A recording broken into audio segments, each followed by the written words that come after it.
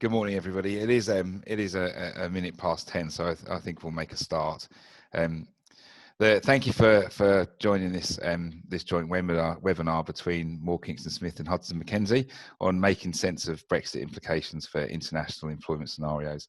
My name is Richard Cummings. I'm a strategic HR partner for Moore Kingston Smith HR consultancy, and I'm joined today by Rahul Batra, managing partner of Hudson Mckenzie, together with his colleague, Solicitor Vaida Lukaite, and Moore Kingston Smith's Director of Global Mobility, Steve Asher. In a moment, we'll hear from Rahul, who'll give us an overview of Hudson Mckenzie, and then Vaida will be updating us on the immigration changes, followed by Steve, who'll be giving us an overview regarding social security changes. Both Vaida and Steve will share some case studies to help us visualise how these changes may work. We're scheduled to finish at 11 o'clock. Please feel free to ask questions in the Q&A function, but not the chat function, and we'll have some time at the end to try and answer these questions. This webinar is being recorded and we'll distribute the slides afterwards. I have to give the usual disclaimer. If you're watching the recording in the future, some items may have been updated. This is the usual, your vote may not count, but you may still be charged. We're due to kick off in a minute, but just before we do, I'll just have a couple of slides and then I'll pass over to Rahul. Okay, so UK citizens and their families. So by the 31st, most people should know this by now, by the 31st of December 2020, anybody living in the UK for more than 5 years, they can apply for permanent residency and then British citizenship. If you've got less than 5 years by the 31st of December, then you can wait for 5 years and then you can apply for your settled status, and family members are the same as it states there on the slide. Okay, so this applies to EEA citizens and their family members who entered the UK by 30th June 2021 if there is a deal, and if there's no deal, it is by the 31st December. Whether there's a deal or not, who knows, but we'll wait and see. Okay, I'm going to pass over to Rahul, who gives an overview of Hudson Mckenzie. Thanks very much. Thank you, Richard. I'm Rahul Batra. I'm the managing partner at Hudson Mckenzie. Today we'll be covering the immigration changes which have been announced recently. And as most of you would know, these are sweeping changes which changes the entire dynamics of how the Tier 2 route works. There are specific things to take note of, like resident labour market test and the restricted cause, which my colleague Vaida will be covering in the slides later on. But if you have any questions later, we are there to help. We'll have a 15-minute Q&A at the end of the slides. So feel free to ask us any questions at the end. So over to you, Vaida. And thank you very much, Rahul, and good morning, everyone. I'm very, very pleased to be here with you this morning, and let's dive in right into the immigration changes. Visitors will be permitted to study on visit visas for up to 6 months, but it will not include recreational courses, which last less than 30 days. Students also who wish to come and study short-term English course, the course must be between 6 to 11 months. If we could have a next slide, thank you. English language level will only need to be met once. Malta has been added to the list of majority English-speaking countries. Also, applicants will be able to use a UK A-levels or a degree from an island, from Irish universities, basically, to meet English language requirements. Regarding maintenance, electronic bank statements will be accepted and applicants will be able to rely on a wider range of accounts. Skilled worker route will replace our existing Tier 2 general. Skilled worker route will open at 9 a.m. on 1st of December. UK companies must hold a sponsor license in order to sponsor overseas workers, which will include EU nationals from the 1st of January. Minimum skills threshold has been dropped to level 3, which is equivalent to A-levels, and the salary threshold has been dropped from 30,000 to 25,600 per year, which can be even further lowered by using tradable points. However, applicants will need to score 70 points in total, of which 50 points are mandatory. Restricted quota has been removed, along with a resident labour market test, and the salary for ILR has been dropped to 25,600 or a going rate per skilled occupation code. Applicants in shortage occupation or those in healthcare occupation can be paid 20,480 if the salary is the same or exceeds going rate for occupation. If we could have the next slide. Thank you. Just to understand tradable and non-tradable points better, we give you this points breakdown. So the mandatory 50 points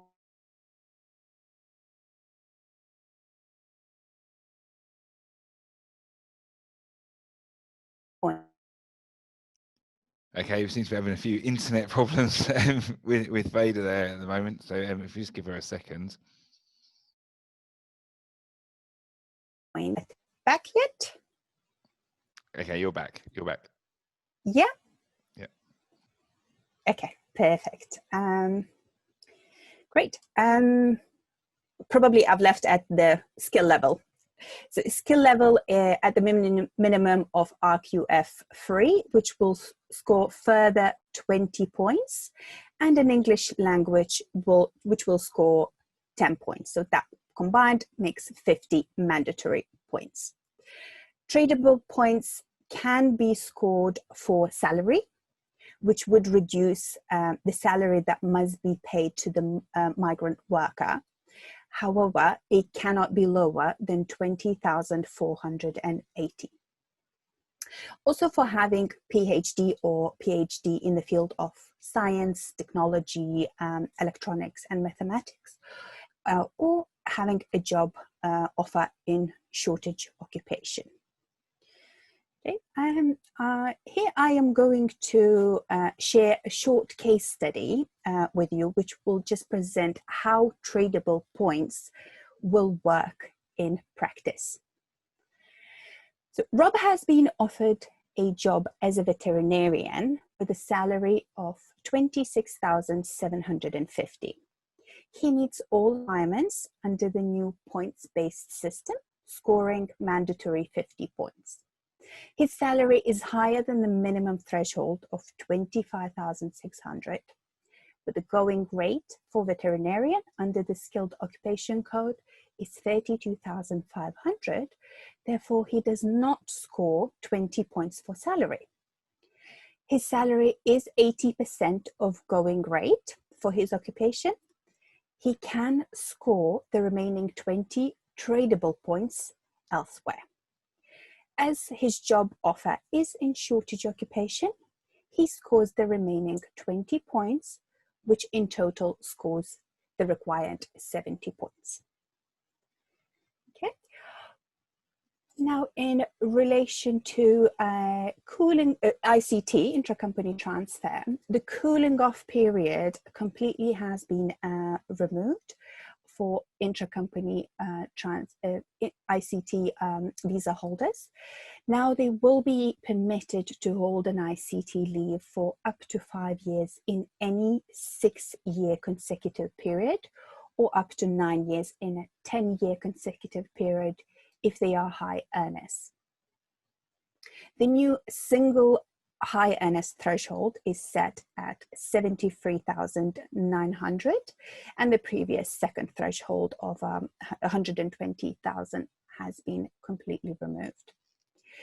The minimum threshold remains at 41,500, but this is based on 48-hour working week, and the going rate for the Skills Occupation Code is based on 39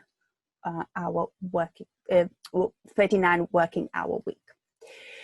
Applicants also will be permitted to switch to an ICT route from within the UK, but this route will not lead to settlement. However, I think this is a very important point to note, because a lot of people have been asking. Migrants will be permitted to switch from ICT to skilled worker route. The only thing is that the time spent on ICT will not count towards ILR, therefore the clock will start again. Okay. Frontier workers. So frontier workers are the EU, EEA and Swiss nationals who are employed or self-employed in the UK, but they live elsewhere. These workers will be eligible to apply for Frontier Worker Permit, which will be launched on 10th of December this year, and these permits will be issued at no cost.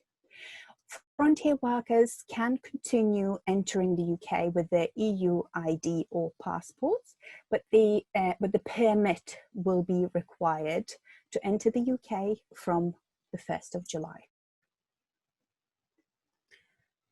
If we could have another slide, thank you. Frontier worker scheme applies to those whose contract started before the 31st of December this year. However, should their employment start in the UK from 1st of January, they would need to apply for a visa under the new points-based system. Okay, and these are the major points that we wanted to highlight in relation to the new points-based system. And now I will hand over to Steve. Thank you, Vaida. So I'm going to very briefly look at the Social Security position. Just as frustratingly as everybody else, we don't have any finished answers at the moment because we don't have a final agreement. We're still in that halfway stage of will things change, won't they change? So in terms of planning, we have to think about what could we be getting ourselves ready for.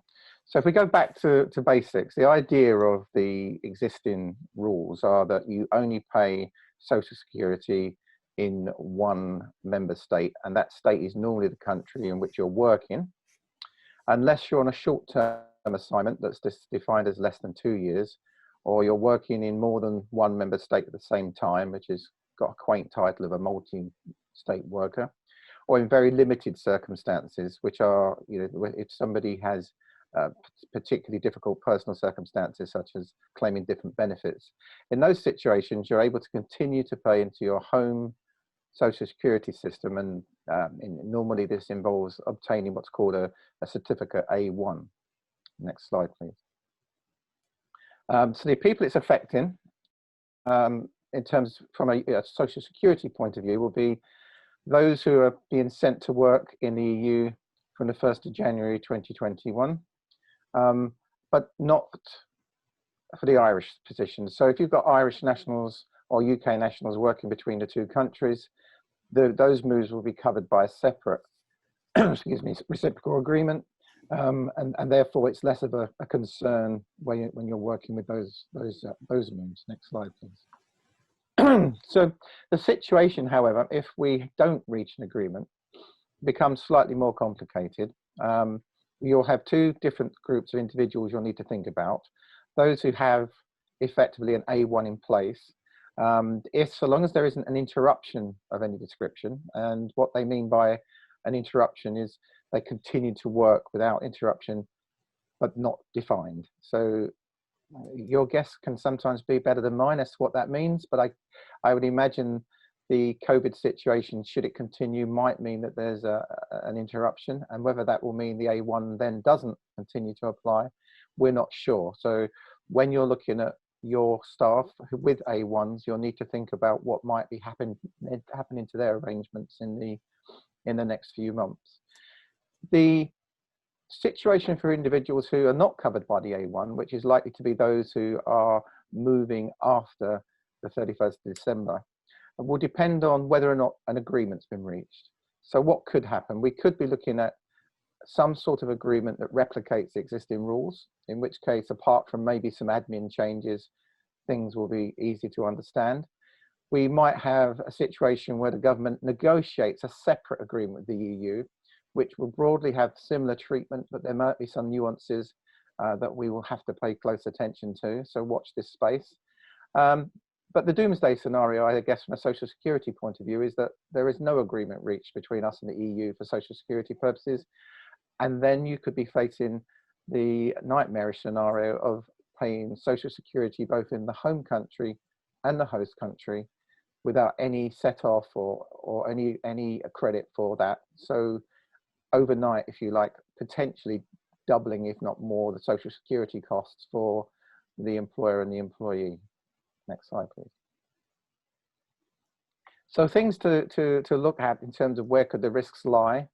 This is what we'll be trying to highlight for you in our published publications over the next few weeks and months. Is if you're looking at workers who start before the 1st of January, those with existing A1s effectively, then it's going to be, if there's any interruptions to their arrangements, potentially loss of coverage. So they might fail to continue to meet the requirements, and they may suddenly be exposed to any new arrangements, including that potential for double charges if that's the scenario we're faced with.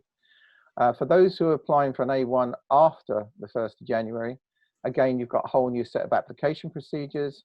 They may or may not be familiar to us. I would imagine there'll be a whole set of processes we'll need to learn, new forms we'll need to become familiar with. So there may be an admin challenge there for a number of employers. The other thing you need to think about in terms of the doomsday scenario is, in addition to the potential double contribution charges, there may also then be a loss of healthcare and benefit coverage.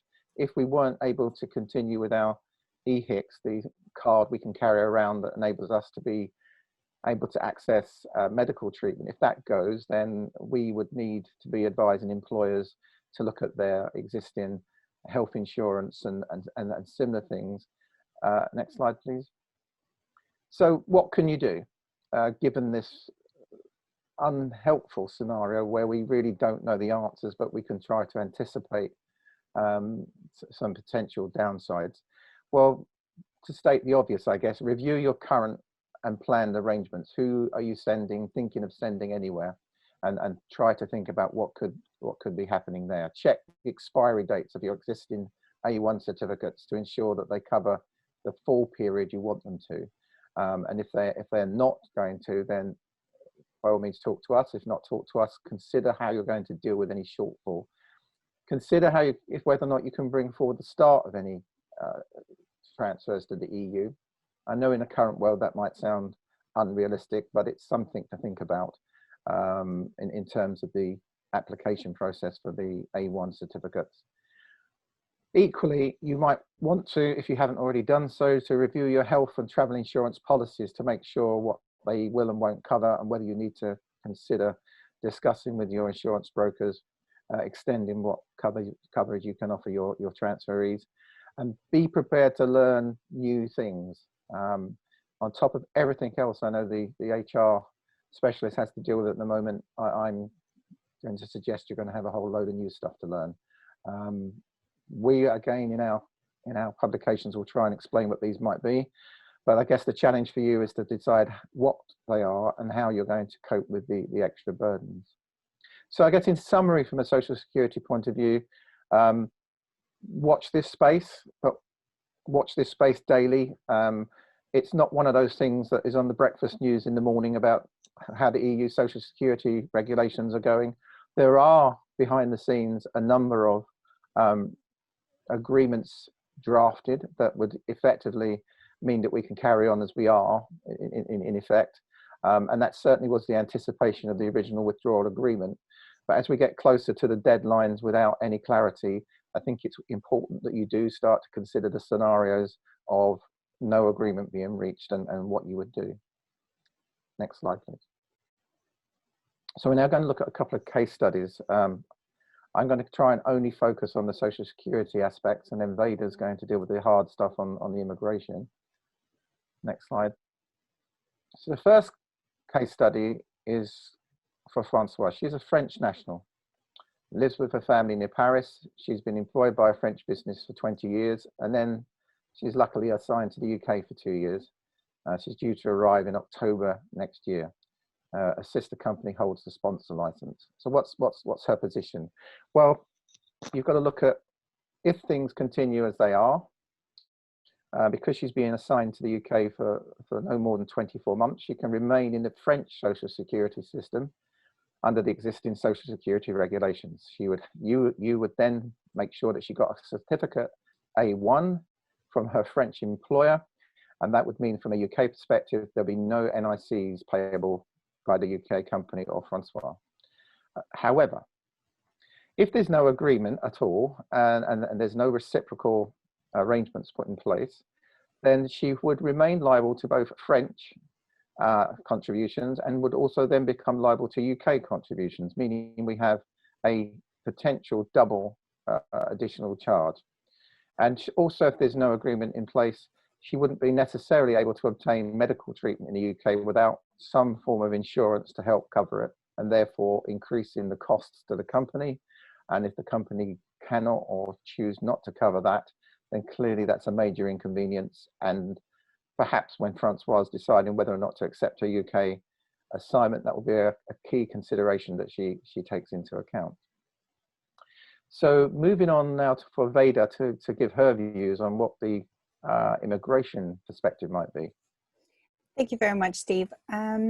So as Francois is coming to the UK after the 1st of January, Francois will need to enter the UK under the new points-based system route.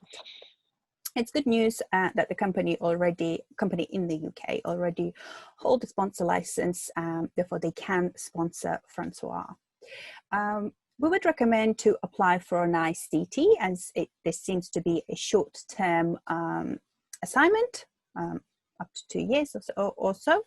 And given that she's been employed by the French company for over 12 months, and provided that her salary is above the 41,500 per year, she's basically fine. She would qualify for a Tier 2 ICT.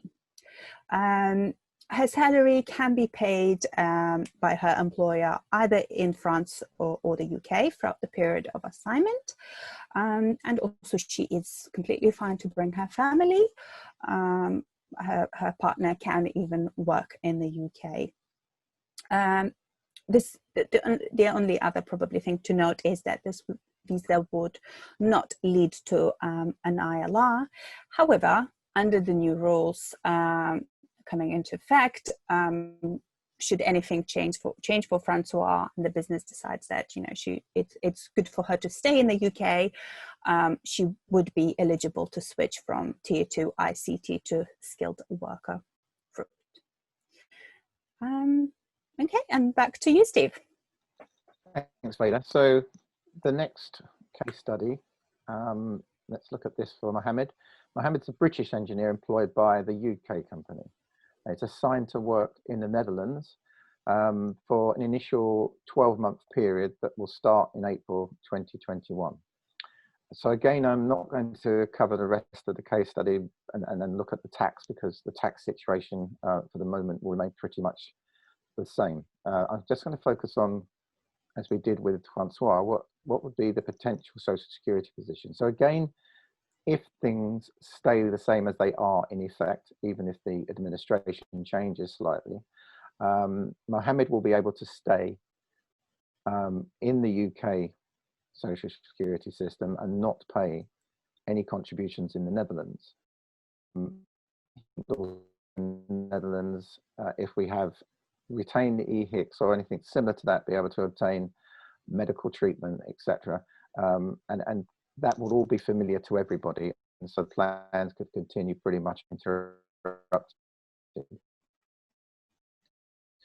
Again, for Mohammed, it's similar to France. he still could potentially be facing contribution liabilities in both the UK and the Netherlands. And as the current social security systems work, there wouldn't be any equivalent to double tax relief. You would have therefore a real genuine double charge and extra costs to bear. And again, similar to Francois, if no agreement's reached, obtaining medical treatment might become a problem.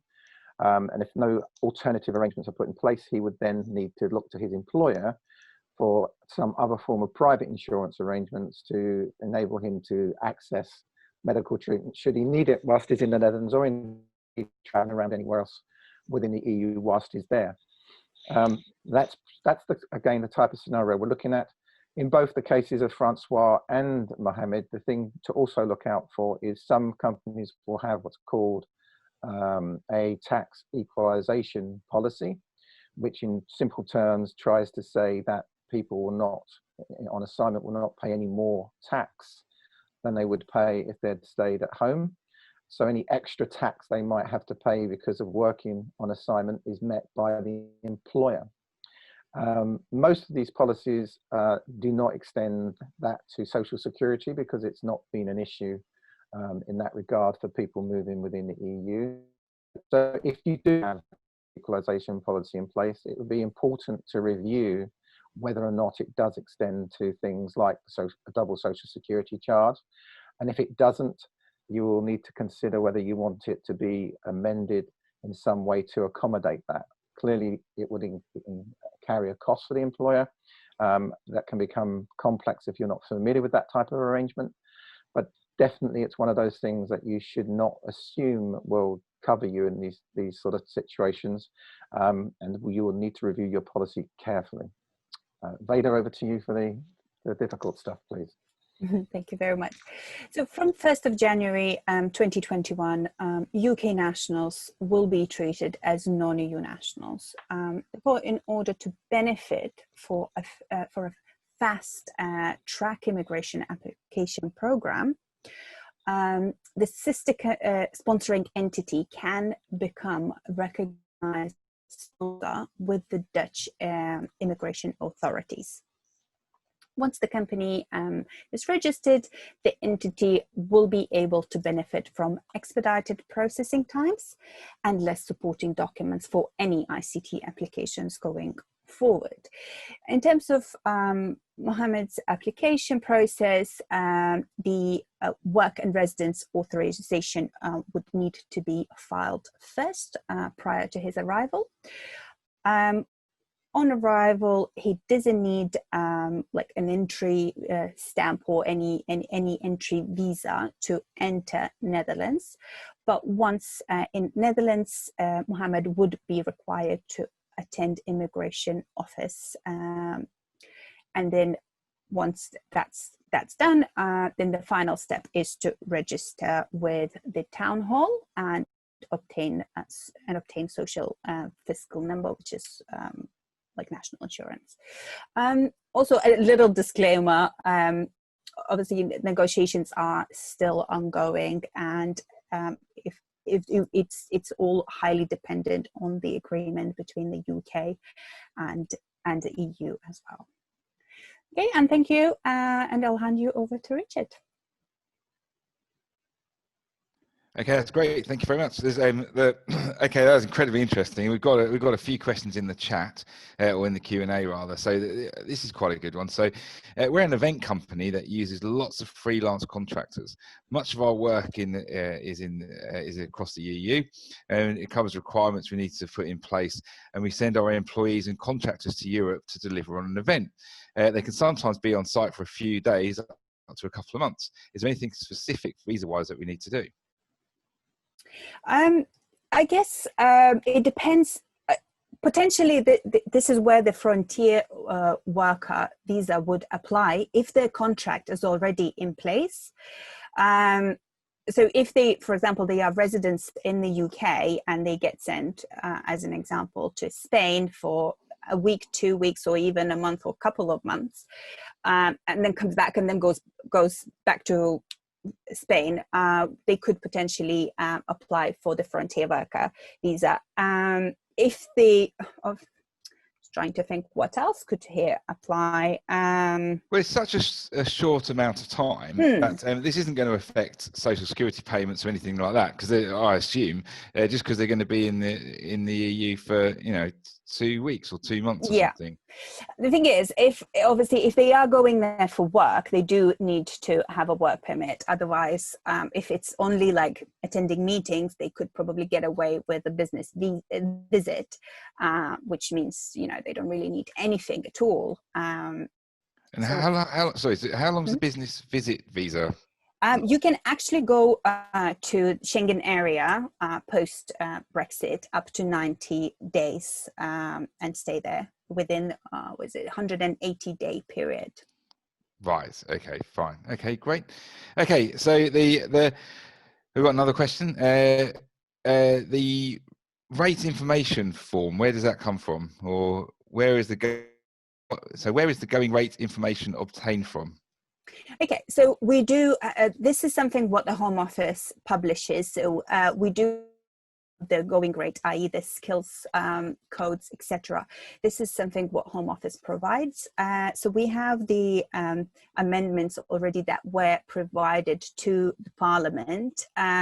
So we do have the list of skilled occupation codes, which consists of salaries, like a minimum salary for this specific code that needs to be paid, including the ICT work. So we've just had the event company again. So the employees are going to be paid from the UK. I assume, does that make any difference? No, again, it sounds like potentially the frontier worker could apply for them, but obviously we would need to look into this in more detail. Okay. And I think I'd like to add here, if we also need to find out which countries these people are going to, because every country will have some sort of different requirement. So perhaps after the webinar, if you could send us the list of countries where these people are going to, we could come back to you with what the requirements potentially could be, and then advise accordingly. Okay. Thanks very much. Okay, so another one here. So are the UK social security authorities currently still issuing multi-state A1 statements based on EU regulations? Yes, they are. Basically because they have to, because the current regs are in place until something else comes along.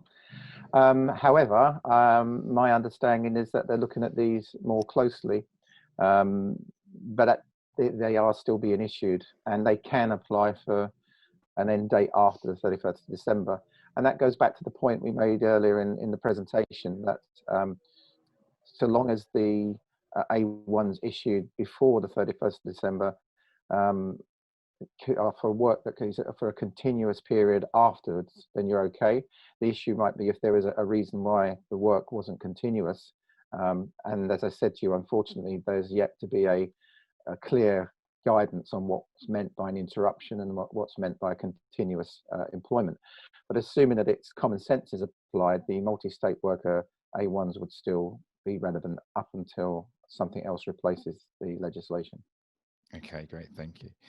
There's okay, so here you go, got another one. So can a UK company sponsor a third-party contractor who is performing engineering work in the UK under a skilled worker category?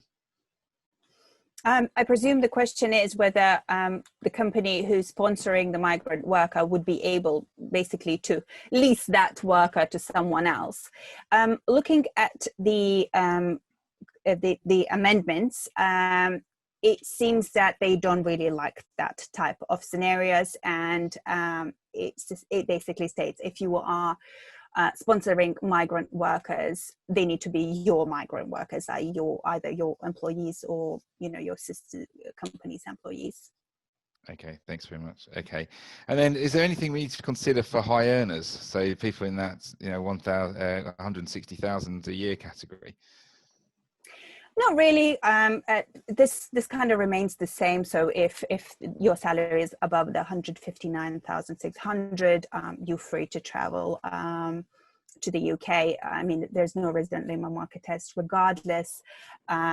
again, there is no restricted causes, so there's no quotas regardless. So pretty much same rules would apply.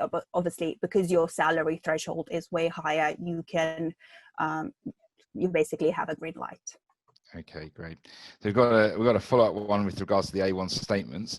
So regarding A1 statements issued after the 31st December, could the local authorities of the other country or countries dispute if the A1 is valid after this date? Yes, they could always dispute whether an A1 is valid. They're not automatic. There are requirements that have to be met for the A1 to be issued. And one of the things we're finding in practice is that some countries are examining A1 applications very closely because of the ongoing discussions, and in some cases are questioning whether they will issue them when they do go beyond the 31st December. But technically, if the EU regulations remain in place, there isn't going to be a valid reason to invalidate the A1 or dispute the A1 other than to say, why would they allow it if it's for a period where we don't know what will and won't be viable. But I think in practice, other than people being awkward, if I can put it that way, the A1 would still be relevant. Okay, great. Okay, we've got a couple of questions about posted workers. So for posted worker notifications, a posted work permit for UK nationals is not required at the moment in the Netherlands. After January 2021, a work permit will be required. Could you please inform us which permit procedure is then required? Frontier worker permit is not applicable in this situation. So I presume they already are posted workers. So this still remains, i.e. the cross-border agreement still remains. So if this is what they currently already hold, you can continue using this option, if that was the question, if I understood that correctly. Yes, Sorry. that's what it sounds like. Okay. Yeah. Okay, thank you. Okay, so okay, we are a small software company and don't need staff to physically be in the UK, so have staff in Portugal and Finland.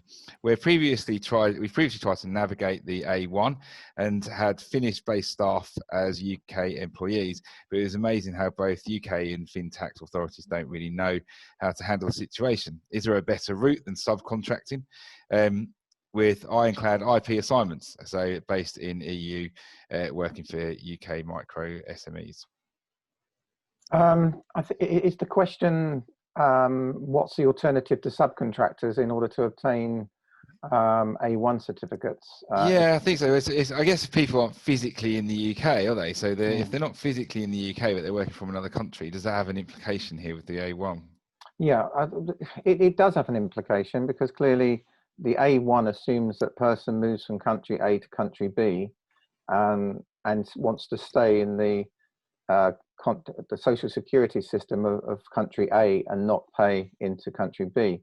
If you're actually sort of living or working in country C, then it makes it slightly more complicated for the authorities to make sense of. And as you say, they don't know how to handle the situation often, because the current realities of how people are working weren't anticipated when the rules and the guidelines were put together. Is there a better route to subcontractors based in the EU working for that sort of business? Well, the only other routes you could be looking at would be, rather than subcontracting, making the subcontractors employees, but clearly that involves a whole host of other commercial considerations, which you know, in the same way as people would say the tax tail shouldn't wag the commercial dog, maybe it's the same for social security. But yeah, I think it's a more complicated question and therefore an answer than I could possibly cover in this sort of situation. But there may be ways, if you reviewed why you're having people who subcontracting in the first place and what the options are, there may be ways to make the social security application easier. Okay, great. Thanks very much. Okay, can we apply for skilled worker category for those employees completing 5 years in the UK on Tier 2 ICT? We will not be looked at a company allowing settlement route. What is the percentage of skilled workers to Tier 2 ICT should one maintain as a company? I see. So I believe the question is whether someone's completing 5 years already. Yeah, that's right, on the Yeah, ICT, yeah. Oh, sorry, was it an ICT? I think yeah, it it's was an general. ICT. Yeah, ICT. Yeah, that is fine. If it's an ICT holder, they can switch to a skilled worker route, and then obviously stay in the UK on a skilled worker route for the next 5 years. If you know, if they are their salaries are below the 159,600. If they don't want to settle, that's fine. 5 years later, they would still need to then leave the UK.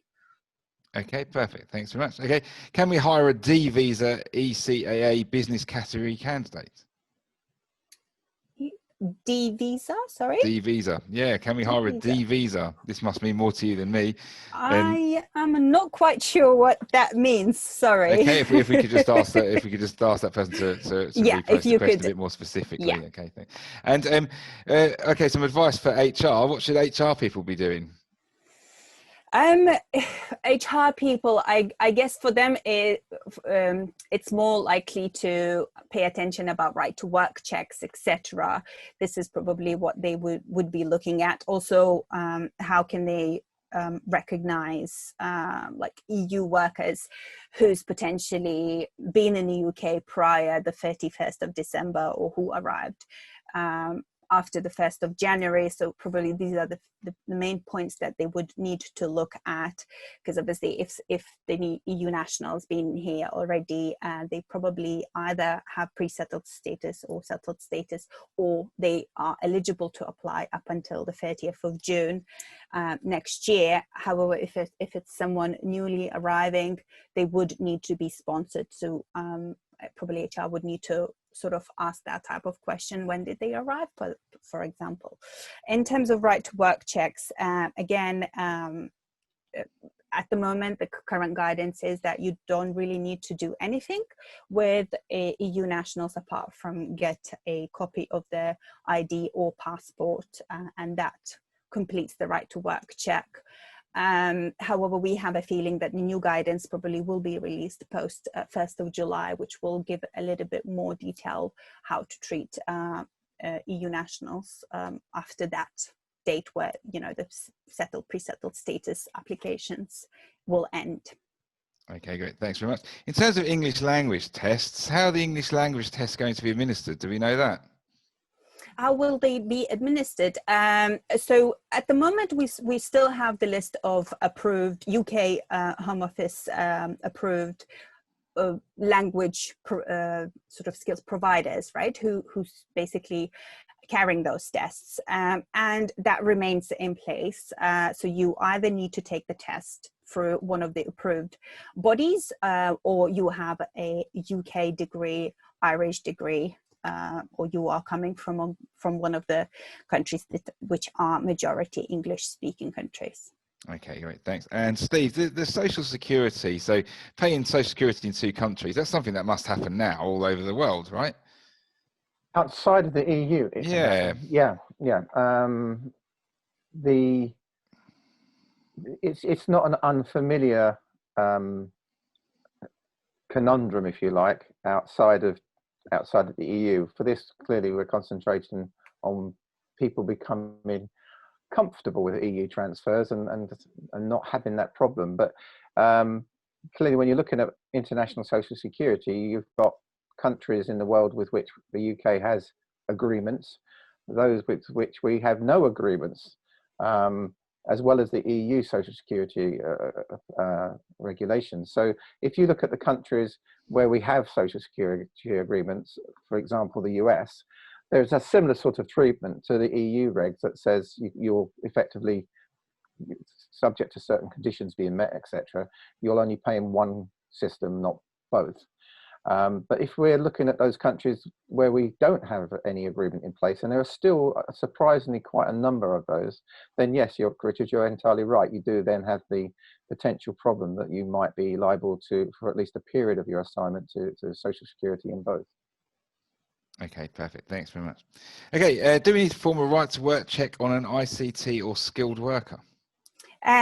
Regardless, whoever you employ as an employer, you have to run the right to work check. It can be even a British national. Regardless, you do have to run the right to work check. So obviously an ICT holder or a skilled worker visa holder, you would need to see their passport and a copy of their visa. Okay, great. Thanks very much. Okay, so we've got a very specific one here. So will an English language test taken in 2015 from Trinity College still hold good for applying for a skilled worker category now? Usually they are valid only for 2 years. So we would need to look at that specific test. There is a likelihood that it has expired, but as I said, we would need to look at the actual test. Okay, perfect. Okay, and we've got one about pension contributions. How will pension contributions be handled in the EU? Employees that will move or have moved from EU to UK? Well, that's going to depend on whether or not there's an agreement. Under the current, what they call coordination rules, if you pay contributions to the country that you're working in, rather than the country you're going to be going back to and living in, the coordination rules allow those contributions to still continue for pensions purposes in the home country effectively. And that's the glory of the current EU regulations, that you can be paying contributions into a host country system, but nonetheless the coordination rules allow those contributions to count for pensions purposes. So if you look at it from a UK perspective, you have to make contributions into the system for a particular number of years. That will include, where it's necessary, those contributions you've made into an EU scheme. If we fast forward, if we're in a situation where there is no agreement, and we're in what I refer to earlier as a potential doomsday scenario, then question mark whether or not that coordination agreement will be replicated. If it's not replicated at all, then we do run the risk of potentially making contributions into a host country scheme that aren't then counted towards the UK scheme. I would hope common sense prevails, and that isn't what materializes, but that's the risk that's being run whilst we're in this what one might call the transition period. I prefer to call it the silly period. Okay, great. Thanks very much. Okay, we've got one to everybody here. So is the panel surprised that with less than 6 weeks to go, there is little visibility on employment laws? Definitely. There's a lot of ambiguity in terms of, let's say, right to work checks for EU nationals. Hence, it's quite difficult for professionals to move forward with this, and there's been a lot of questions sent to the Home Office to clarify this question. However, so far we haven't had a clarification from them. Yeah. Okay, Steve, have you got anything to add on that? No, all I can say is I'm disappointed but not surprised. Okay, thanks very much. Okay, do we anticipate any changes in relation to GDPR post-Brexit? I'm guessing not. I think it's already embedded into legislation in the UK, isn't it? So I think it's highly unlikely that's going to change it anytime soon. As in, actually, most employment laws are already UK laws now. So the chance of them changing post-Brexit is quite unlikely, I'd have thought. Does anybody have anything to add on GDPR? I think that would be my view and hope as well. Okay, thanks very much. Okay, can a UK resident and national with dual EU 27 nationality, who then moves to EU 27 on landing there, be treated as EU 27 national? This is dual nationality, so I assume so. Yeah, if you already hold an EU nationality, even though you do have a British nationality as well, if you basically use your other passport, yes, of course you will be treated as an EU national. Okay, thanks very much. Okay, will employers who currently employ EU nationals need to ask their employees to prove they have settled status, or is it enough to rely on the fact the employer in the past has seen their EU passport before employing them? That's where the ambiguity lays at the moment. So current guidance says that you cannot ask your EU nationals to provide their right to work in the UK apart from showing their EU passport or EU ID. therefore, no, you cannot ask. I mean, you cannot force it onto them. If you obviously ask a question, just simply have you applied, because we are your employers and we care because we want you to stay in this country. There is obviously no harm. However, you cannot demand. Hang on, let me just clarify that a second. So if somebody's been working, so someone's an EU national and they've been working for you since 2018, for example, and that you want to check what their status is post the 31st of December, you can ask, but there's you cannot demand. No. To be honest, the current Home Office guidance is that those who's already been employed by you for, you already employed them for a certain period of time. You don't actually have to do the repeated checks. Hence, we do have a suspicion that there's going to be further guidance released probably at some point next year, because it's a little bit strange that they would just say, okay, that's fine. Who's ever been here, they're fine. We don't have to check anything. Okay, great. Okay, so people who now are completely worried, with regards to updates and stuff like that, what's the best way to try and find out what the latest changes are? In terms of immigration, the easiest probably way is to just follow really government website, even though it can be very confusing sometimes. But they do tend to release updates fairly quickly and very often as well. Especially obviously now when everything is coming to the deadline. That would be probably my suggestion. Alternatively, of course, you're more than welcome always to reach out to us. Okay, perfect. Okay, great. I think I'm going to ask the guys to go back on a couple of specific questions directly to the people that asked it, particularly around the D visa, which we now know it's issued by Germany for stays over 90 days. But I'm going to ask you to go back directly after this because it's quite a specific question, if you don't mind. But aside of that, I think oh, hang on, we've got one more. Many thanks, awful lot on board, 100% still up in the air. All right, okay, it was just a comment, so thanks for that. Okay, well, look, thanks very much on behalf of everybody. Thanks for joining us, and I'd like to extend my thanks to Vaida, Steve, and Rahul for joining us this morning. And as always, we will be sending out a questionnaire to you to see whether or not this was valuable. Please do fill it out. It really does help us position how we're presenting this, and also it'll give us some idea for topics for the future as well, because I imagine this one's going to be bubbling around well beyond the 31st of December this year, I'd have thought. Okay, so yeah, so that's it. So thank you very much for attending, and thanks again to the panel. Thank you. Thank you very much. Thank you.